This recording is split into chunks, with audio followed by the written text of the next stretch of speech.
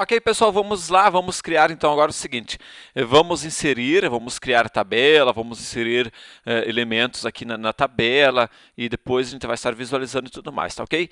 Então vamos lá, vamos pegar o nosso banco, nosso transaction aqui, opa, agora que eu vi que eu digitei alguma coisa erradinha aqui, ok, acerto, agora sim. Então pessoal, o que nós vamos fazer? Nós temos aqui a nossa function, certo, vai ter, vai receber então essa transação aqui. Eu vou pegar aqui ele e vou dar um execute SQL, tá certo? Então, como é que nós vamos fazer isso aqui? Primeira coisa, pessoal, aqui em cima então eu criei a minha tabela, certo? Já criei e já abri a minha tabela, certo? Ok. Agora na sequência, vejo que eu nem tenho um botão nada, vai ser tudo executando, vai ser tudo executado na sequência aqui. Então, primeira coisa que a gente vai fazer, a gente vai dar um create aqui, usar aqui um create na nossa base de dados, tá certo? Vamos criar uma tabela, create table, ou seja, pessoal, tudo aquilo que vocês viram até então, tu pode estar usando aqui, tá certo? Mas vamos supor que, por um acaso, essa tabela já existe, tá certo? Então, para tu não correr o risco de criar uma tabela em cima da outra, então a gente vai criar ela somente se ela não existir. Então, if not exists. Ou seja, é a mesma coisa que vocês aprenderam lá em banco de dados, tá ok? Então, vamos criar uma tabela se não existe, e aqui o nome da minha tabela, cliente, ok? E agora, entre parênteses, a gente vai colocar então os campos. Vamos colocar então aqui, ó, code.cli, que vai ser um único, certo? Ou seja, ele não vai aceitar dois com o mesmo nome, e o outro vai ser então e o CLI nome, ou seja, cliente nome e aqui o cliente código, certo? CLI código e CLI nome, beleza? Desta forma aqui, pessoal, deixa eu ver se eu fiz certo aqui. Dessa forma aqui, o que eu fiz? Eu estou criando uma tabela, certo? Criei a minha tabela. Ok, ótimo.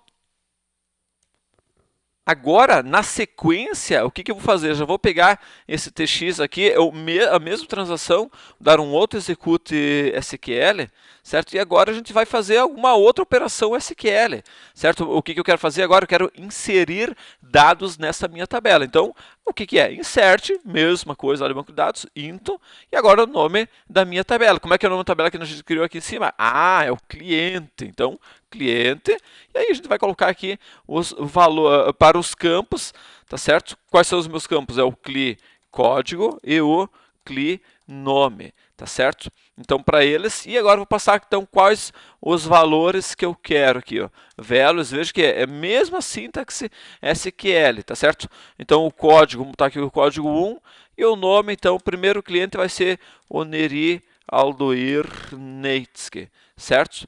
Beleza, fechamos ele aqui, fechamos ele aqui, fechou aqui, fechou ali, ok, se não tem nenhum erro, é isso aqui mesmo. Então, é claro, né, que se não tem nenhum erro, é isso aqui mesmo.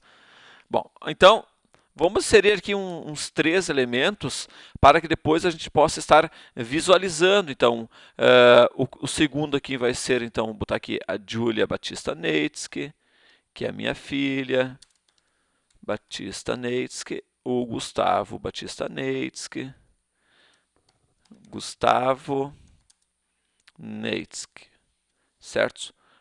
Ok. Bom, vamos inserir esses três aqui apenas.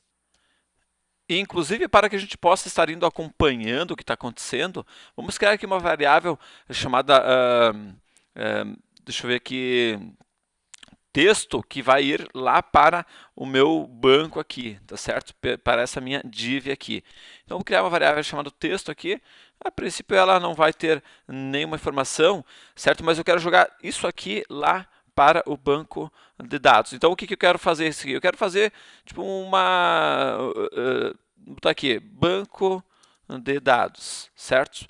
Então, simplesmente o fato de eu fazer isso aqui, certo? E você jogar as informações aqui para dentro através de um inner HTML, tu já conseguiria estar visualizando essas informações. Vamos fazer um teste, até para vocês verem que isso aqui realmente está funcionando. Vamos pegar aqui o document, certo? Ponto query selector. E aí vamos colocar aqui dentro exatamente ele. Como é que é o nome dele? É banco, né? Então, botamos aqui banco, certo? Que é o nome aqui da minha div, aqui embaixo. E vamos acrescentar aqui um inner HTML para ele, certo? Fazendo com que ele receba, então, exatamente esse texto que nós acabamos de informar aqui em cima, ok?